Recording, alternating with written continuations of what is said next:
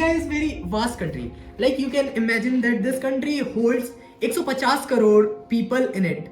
And 150 में से top 1% जो लोग हैं, like 1.5 crore people holds 22.7% of net national income. You can imagine कि टॉप 1% जो पीपल है वो 22.5% से ज्यादा नेट नेशनल इनकम होल्ड कर रहा है।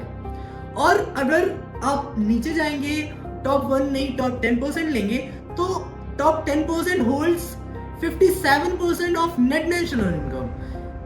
और यही नंबर अगर थोड़ा सा बढ़ाएं, बस आप 20% के समथिंग पहुंचे, तो 20% ऑफ पॉपुलेशन होल्ड करती है 77.8 और 78% ऑफ पूरी इनकम।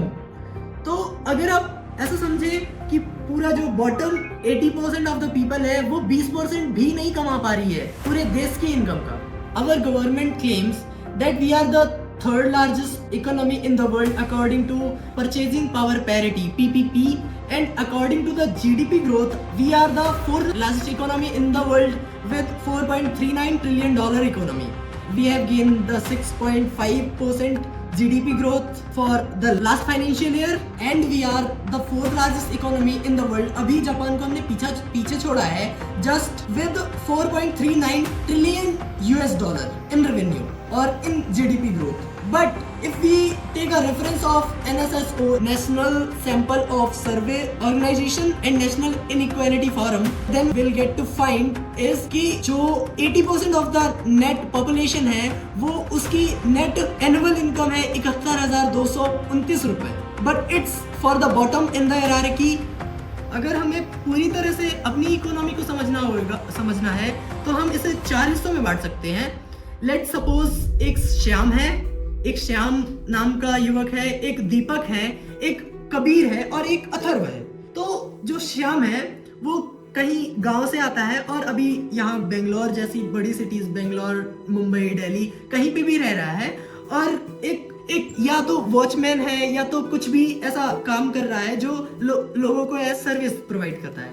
तो वो ऐसा काम करके एक महीने का 20,000 कमा रहा है। वो 20,000 कमा रहा है जिसमें से 5,000 रुपए वो अपने खाने और रहने के लिए खर्च कर रहा है और किसी पीजी में कुछ 8-10 लोगों के साथ रह रहा है। तो जिसका रेंट और खाने का खर्चा मिला के 5,000 है, 2,000 रुपए वो बाकी खर्चों के लिए बचा ले रहा है और बचे हुए 13,000 वो घर पे भेज दे रहा है, जिससे घर पे उसकी बीवी और जो भी परिवार है वो उस पैसे का यूज कर रहा है घर पे। और दूसरी तरफ वहीं एक दीपक है। दीपक एक डेवलपर है, किसी छोटी कंपनी में या बड़ी कंपनी में छोटे रोल पे है।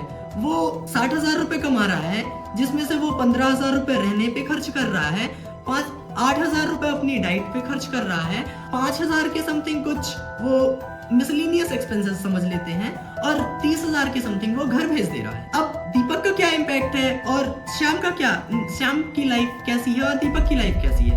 अगर इन दोनों का कंपैरिजन करेंगे तो दीपक की लाइफ जस्ट लिवेबल है और श्याम की लाइफ किसी तरह चल रही है। अब हम अथर्व और कबीर पे आते हैं। अथर्व एक छोटी कंपनी का फाउंडर है या किसी बड़ी कंपनी में सीनियर डेवलपर के रोल पे है या किसी अच्छी पोजीशन पे है। तो लेट्स सपोज कि दीपक की जो मंथली इनकम है 3 लाख पर मंथ है और वो 45,000 रुपए अपने रहने पे खर्च कर रहा है। वो इंडिपेंडेंट अपार्टमेंट बेंगलोर जैसे शहर में लेके रखा है। 10 से 15,000 रुपए अपनी डाइट पे खर्च कर रहा है और 5 से 10,000 रुपए वो अदर मिसलेनियस जैसे सब्सक्रिप्शन हो गई चीजों के, नेटफ्लिक्स एंड ऑल, थोड़ी लग्जरी चीजों पे खर्च कर रहा है। 20,000 रुपए वो अपनी कार की EMI पे खर्च कर रहा है और 1 लाख रुपए वो इन्वेस्टमेंट कर रहा है और 20,000 रुपए वो बचा ले रहा है मंथली किसी एक्सीडेंटल जरूरत के लिए या नेसेसिटी के लिए जो ऐसे ही पैदा हो जाती है। और फिर उसके बाद वो 80,000 रुपए घर पे भेज दे रहा है जिससे उसकी फैमिली भी अच्छी है और वो एक अच्छे लेवल पे सेव भी कर रहा है और एक अच्छी लाइफ जी रहा है। अब हम बात करते हैं अथर्व पे। अथर्व एक rich, highly generational wealthy man जो कि एक बंगलो में रहता है। कबीर एक मेंशन में रह रहा था, अब ये बंगलो में रहता है और ये किसी पॉश एरिया में रहता है। और सिंस ये एक बहुत एक बड़ी लाइक मल्टीनेशनल कंपनी, किसी मल्टीनेशनल कंपनी का CEO है और हाईली इम्पैक्टफुल है, तो इसके जो ये मिसलिनियस एक्सपेंसेस है, इस पे बात ही नहीं करते। ये इतना इम्पैक्टफुल है कि ये सिस्टम के अंदर रहता है, सिस्टम के अंदर तो है ही। अगर इसे पॉलिसीज में चेंज करना हो अपने फेवर में, तो ये इन द सिस्टम रह के भी सिस्टम को अपने फेवर में यूज कर सकता है। सिंस इन द सिस्टम है, इसके हाईली पावरफुल लोगों से कॉन्टैक्ट्स है, इसके नेटवर्क्स सिटीजन इसके नेटवर्क्स पॉलिटिशियंस है, इवन बड़े बड़े मिनिस्टर्स के साथ उठना बैठना है, उनके साथ डाइनिंग वगैरह एंड ऑल।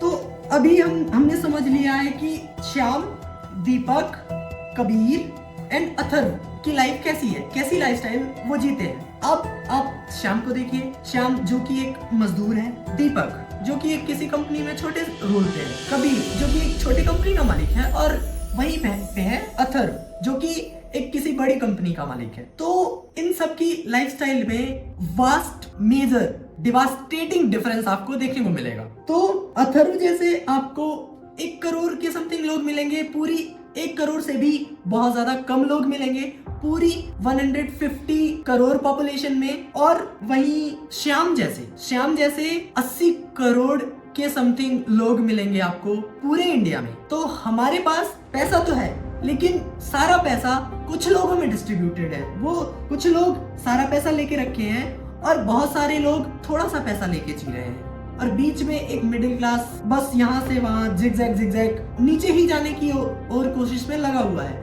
वो ऊपर तो नहीं ही आ रहा है। और देयर इज सेइंग कि rich gets richer, poor gets poorer. Well, thanks for watching. Keep learning, keep watching, keep exploring, and stay tuned and subscribe it.